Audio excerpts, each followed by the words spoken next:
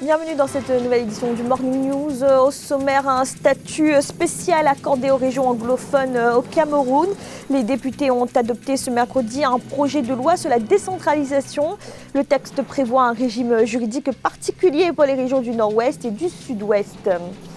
La réforme de la CEAC actée lors du sommet de Libreville ce 18 décembre, un sommet marqué par l'adoption des outils juridiques régissant l'institution. Les pays membres ont 6 mois pour ratifier le nouveau traité. Et un gouvernement d'union nationale d'ici février 2020 au Soudan du Sud, engagement pris par le président Salva Kiir et son rival Riek Machar, et ce après plusieurs mois de tensions entre le gouvernement et l'ancienne rébellion. Mais tout d'abord, en Algérie, le nouveau président Abdelmajid Tebboune a prêté serment ce jeudi. Une cérémonie solennelle qui avait lieu à Alger, élu le 12 décembre dernier. Dès le premier tour, à l'issue d'un scrutin contesté par le mouvement Irak, le nouveau chef de l'État succède officiellement à l'ancien président Abdelaziz Bouteflika, dont il fut le premier ministre. Une prestation de serment suivie par la démission de l'actuel chef du gouvernement Nourdine Bedoui. Le ministre des Affaires étrangères, Sabri Boukadoum, a été chargé d'assurer l'intérim en attendant la désignation d'un successeur. Le Cameroun adopte un statut spécial pour les régions anglophones en crise. Les députés ont approuvé ce mercredi un projet de loi sur la décentralisation qui confère une plus large autonomie aux régions du Nord-Ouest et du Sud-Ouest. Le texte prévoit un régime juridique particulier pour ces deux régions. Philomène Tina. Le projet de loi sur la décentralisation accordant un statut spécial aux régions anglophones a été adopté mercredi par l'Assemblée nationale camerounaise. Il est question, selon le projet de loi régissant ce statut, que les deux régions anglophones participent à l'élaboration des politiques publiques nationales dans les domaines de l'éducation et de la justice, à la création et à la gestion des missions régionales de développement, entre autres. On peut s'attendre à un retour à l'apaisement de ces régions. Ensuite, il est important de rappeler que l'initiative de ce statut spécial survient après l'organisation d'un grand dialogue national. L'attribution de ce statut spécial va certainement accélérer le processus de décentralisation, permettant aux différentes régions de mener un réel développement sur le plan local. En vue des prochaines élections législatives et municipales fixées au 9 février 2020 au Cameroun, plusieurs acteurs de l'opposition avaient appelé à l'implémentation des mesures adoptées à l'issue du grand dialogue national pour mettre fin à la crise anglophone avant toute nouvelle élection. D'ailleurs, des formations politiques avaient menacé de boycotter le double scrutin, évoquant le statu quo de la crise en zone anglophone. Sans un calme précaire, le déroulement de ces élections législatives pourrait se retrouver perturbé, ce qui pour l'opposition camerounaise apparaît comme une irrégularité dans l'optique où l'organisation des élections sans inclure le vote des populations des régions anglophones est une marque d'exclusion. Depuis 2016, la crise anglophone a fait plus de 2000 victimes, 530 000 déplacés internes et des dizaines de milliers de réfugiés, d'après l'ONG internationale Crisis Group. Dans l'actualité également, le Conseil de sécurité des Nations Unies a décidé de proroger d'1 an le mandat de la mission de l'ONU en République démocratique du Congo. Décision prise à l'unanimité de ses 15 membres, malgré les critiques d'une partie de la population congolaise. La MONUSCO, dont le mandat allait expirer ce 20 décembre. Le nouveau mandat devrait permettre de contribuer à la protection des civils dans un contexte de résurgence des violences dans la région de Béni, commises par des présumés combattants ADF. Ce mercredi avait lieu la 9e session ordinaire des chefs d'État de la CEAC, Communauté économique des États de l'Afrique centrale, sommet qui a validé la réforme de l'institution, mais qui a également abordé la question de l'autonomisation financière. Les pays membres ont été encouragés à collecter la taxe communautaire d'intégration. Néléka Debessa. Réunis à Libreville au Gabon, les chefs d'État de la communauté économique des États de l'Afrique centrale se sont engagés à réformer l'institution. Au moment où la sous-région fait face à de nombreux défis tels que la paix, la sécurité, le changement climatique et le développement durable, les décideurs étatiques ont fait de ces assises un moyen d'accélérer le processus d'intégration économique, politique et sociale en Afrique centrale. Des échanges susceptibles d'améliorer l'efficience et l'efficacité de la communauté. Il est donc temps pour la CEAC d'opérer cette mutation tant attendue pour une vraie renaissance de la région d'Afrique centrale que ces peuples appellent de tous leurs vœux. Celle-ci dispose en effet d'atouts et de potentialités illimitées. Espace de plus de 6 millions de kilomètres carrés pour une population de près de 190 millions d'habitants, une production pétrolière non négligeable. La région concentre les plus grandes réserves de métaux rares au monde et abrite la deuxième plus grande forêt de la planète. Durant ces travaux, les chefs d'État ont examiné et adopté le protocole du traité constituant la commission de la communauté économique des États de l'Afrique centrale, le projet paix et sécurité en Afrique centrale, le règlement financier, le cadre organique et le statut du personnel révisé de la communauté. Des documents qui dotent la communauté d'une architecture institutionnelle à la hauteur des défis à relever. Nous avons aujourd'hui un nouveau texte qui organise la CEAC. Nous allons passer du secrétariat général à la commission. Nous allons avoir des instruments de gouvernance financière et de pilotage budgétaire qui vont être tout à fait adaptés à une forme d'orthodoxie qui était nécessaire. Nous allons avoir par exemple un code des marchés de la communauté qui va amener plus de transparence dans le processus de la dépense au sein de la communauté. La communauté économique des États de l'Afrique centrale a été créée pour assurer le développement économique, social et culturel de l'Afrique centrale en lui donnant les structures nécessaires pour aboutir à un marché commun entre les 11 pays de cette communauté. Au Soudan du Sud, le président Salva Kiir et son rival Riek Machar sont engagés à former un gouvernement d'union nationale d'ici février 2020, date à laquelle le délai de 100 jours qui leur a été accordé arrive à expiration.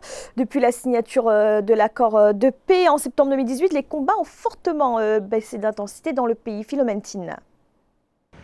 Initialement prévu en mai 2019 et reporté une première fois au 12 novembre, un consensus sur la formation d'un gouvernement d'union nationale a eu lieu entre le président sud-soudanais Salva Kiir et le chef rebelle Riek Machar. Les deux protagonistes se sont engagés à Djouba à former ce gouvernement d'union avant fin février 2020, à l'expiration d'un délai de 100 jours qui leur a été accordé par les dirigeants de la région. Une telle médiation est une bonne chose qui peut contribuer à la désescalade et faire reculer les suspicions qui ont provoqué un manque de confiance de la part des deux parties en présence. Ça peut ramener les supporters de M. Riek Machar et autres dans le jeu institutionnel. Depuis la signature d'un accord de paix en septembre 2018, Salva Kiir et son ex-vice-président Riek Machar ne parviennent pas à concrétiser certaines dispositions cruciales de l'accord. Les points non résolus concernent notamment la création d'une armée unifiée,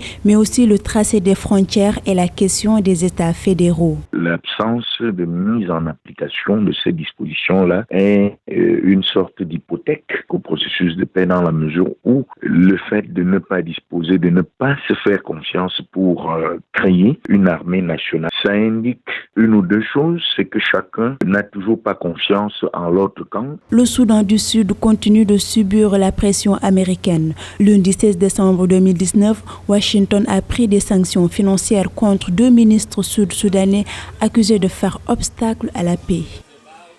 Et au Soudan, pays voisin, le gouvernement envisage de retirer la Banque centrale du marché de l'or et de l'achat des hydrocarbures, des marchés qui devraient être confiés au secteur privé.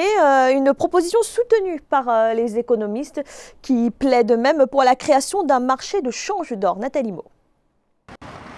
La Banque centrale du Soudan devrait confier la vente de l'or et l'achat des produits dérivés du pétrole au secteur privé. C'est l'avis émis par le ministre soudanais des Finances, Ibrahim El-Badawi. Selon lui, les échanges entre la Banque centrale et les mineurs artisanaux ont contribué à la hausse du taux d'inflation dans le pays. Mais des observateurs s'interrogent sur la faisabilité de cette réforme. La loi soudanaise a distrait la Banque centrale par un rôle qui n'est pas le sien, celui de trafic d'or, et de trafic des métaux précieux et de trafic des hydrocarbures. J'appelle trafic parce que le rôle de la Banque centrale devait être focalisé vers les questions monétaires. Plusieurs économistes soudanais ont approuvé la décision du gouvernement de retirer la Banque centrale des activités liées à la commercialisation de l'or. Pour eux, il est temps que le pays se dote d'un marché de change d'or, une plateforme qui pourrait réduire la contrebande du minerai précieux au Soudan. Le fait que l'État soit capable de le réguler et le contrôler va indéfiniment créer non seulement des emplois associés à cette expertise, mais aussi développer une chaîne de contrôle mutualisée. Le gouvernement soudanais a déclaré que la production de l'or s'est située entre 120 et 200 tonnes, avec des revenus estimés à 5 milliards de dollars en 2018. Cependant, la réglementation actuelle du marché de l'or a fait augmenter le taux d'inflation qui est passé de 57,70% à 60,67% entre octobre et novembre 2019. En Tanzanie, le taux de pauvreté est passé de 34,4% en 2007 à 26,4% en 2018. Des chiffres de la Banque mondiale qui font état de réels progrès économiques, des résultats qui cependant n'arrivent pas à masquer le faible accès aux services de base. Nelly-Claude Bessa. La Tanzanie accomplit des progrès en matière de réduction de la pauvreté. En un peu plus d'une décennie, le taux de pauvreté du pays est passé de 34,7% en 2007 à 26,4% en 2018. Bien que ce taux représente des avancées considérables en matière de lutte contre la pauvreté, le nombre de pauvres est toujours élevé et la majorité des Tanzaniens sont susceptibles de retomber dans la pauvreté au moindre choc structurel. Une meilleure organisation des coopératives des caféiculteurs qui a créé une valeur ajoutée dans la qualité de l'emploi et une amélioration de l'emploi décent. Le corollaire de toutes ces mesures, c'est la réduction drastique de la pauvreté. Avec une croissance observée de l'industrie et des services et l'amélioration de l'accès à des emplois productifs, le pays est bien parti pour maintenir l'élan accéléré au cours de la récente décennie. Cependant, le niveau global d'éducation et l'accès aux services de base reste faible, en particulier pour les plus pauvres et pour ceux qui vivent dans les zones rurales, entraînant un écart de bien-être entre les riches et les pauvres. Pour maintenir ce cap, le pays doit insister sur la restructuration de l'optimisation de l'emploi en zone rurale. Tout ce qui entoure le secteur minier devrait de plus en plus avoir accès à des emplois décents. Avec d'abondantes ressources naturelles et la mise en œuvre de bonnes initiatives politiques, le gouvernement entend renforcer son engagement sur le front de la réduction de la pauvreté pour atteindre à l'horizon 2030 le seuil de moins 3% fixé par la Banque mondiale. La journée internationale des migrants, c'était ce 18 décembre, une journée décrétée par l'ONU pour dissiper les préjugés sur les migrants. Au Mali, la journée était célébrée sous le thème migration et cohésion sociale. Le Mali qui est un pays de départ mais surtout de transit. Reportage de notre correspondant Mokhtar Bari. Il y a de cela 19 ans que les Nations Unies ont décrété une journée dédiée aux migrants. Estimé à plus de 250 millions dans le monde, le phénomène de la migration est de plus en plus source de débats dans les pays de départ, comme dans les pays d'accueil. Au Mali, c'est la ville de Ségou, en 4e région, que la réflexion sur les questions migratoires a été menée. La migration fait partie, au même titre que les questions de paix, de sécurité, de lutte contre le terrorisme, de changement climatique ou d'élimination de la faim dans le monde, des sujets prioritaires de la gouvernance mondiale. Le Mali est connu pour être un pays de départ des migrants, mais surtout des transits. De nombreux subsahariens transitent par le nord du Mali pour tenter parfois l'aventure de la Méditerranée. Et la migration est perçue par de nombreux Maliens comme une alternative à la crise qui secoue le pays. Nous sommes des victimes collatérales de la mauvaise politique extérieure de la France et ses alliés, l'Union européenne, qui a détruit la Libye, qui est la raison pour laquelle ces pays du Sahel partent. Parce qu'ils partent pour certains lendemains meilleurs. Je crois qu'il faut accepter les uns les autres. Comme ça, nous échangeons. Moi, j'ai connais des pays où les Maliens sont tellement intégrés et je crois qu'ils font le bonheur de ces pays-là. Et certainement aussi d'autres ressortissants aussi contribuent au bonheur de notre pays. Rappelons que la diaspora malienne, avec 483 milliards expédiés au pays, contribue à l'économie nationale, mais surtout soulage de nombreuses familles qui subissent de plein fouet les effets de la crise sécuritaire que connaît le pays depuis 2012. C'était le journal de la rédaction. Merci de l'avoir suivi. Retrouvez dans un instant une nouvelle édition de l'information.